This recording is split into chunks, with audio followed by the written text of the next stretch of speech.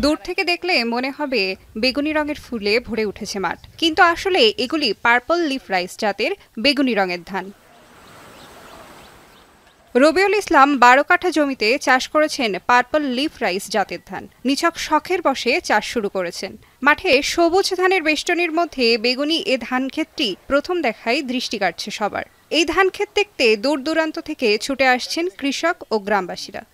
Korea সার্ভিসে চাপাই থেকে নিয়ে এসছি আর কি, নিয়ে এসে তো বিছন ফেলে করেছি, তো এটা বেগুনি রং মনের কাছে খুব ভালো লেগেছে, এই জন্য আমি জিনিসটা আগ্রহ করে লাগাচ্ছি। ধানটা বেগুনি কালার, এই প্রথম দেখলাম। দুলালী সুন্দরী ধান নাম জানেন না সবাই, মানে ধানটা আনকমন ধান। আমার জন্মলগ্ন থেকে ধান দেখি সবুজ, কিন্তু হঠাৎ করে দেখি বেগুনি রঙের ধান, নামে তো আমি দেখে অবাক। নতুন ধান নিয়ে এসছে আমার এই চাচা, যদি ফলন ভালো হয় তাহলে আমরাও চাষ করব আর কি।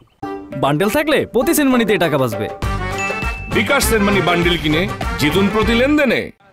চাঁপাইনবাবগঞ্জে বেগুনি জাতের এ ধান নতুন, তাই কৃষকদের মধ্যে এ নিয়ে ব্যাপক আগ্রহ তৈরি হয়েছে।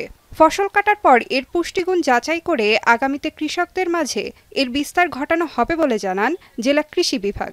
গোমস্তাপুর উপজেলায় একটা কৃষক ধান চাষ করেছে, যেটা পাতাও বা বেগুনি রঙের এবং ধানও বেগুনি রঙের হবে, এবং এই বেগুনি রঙের হওয়ার থাকে এখানে একরকম রঞ্জক থাকে এবং এতে প্রচুর পরিমাণে অ্যান্টিঅক্সিডেন্ট থাকে, যা আমাদের স্বাস্থ্যের জন্য ভালো। যদি এর ফলন ভালো হয়, তাই যেহেতু এর মধ্যে পুষ্টিগুণ বেশি আছে, এজন্য আমরা এটা সম্প্রসারণের উদ্যোগ নেব।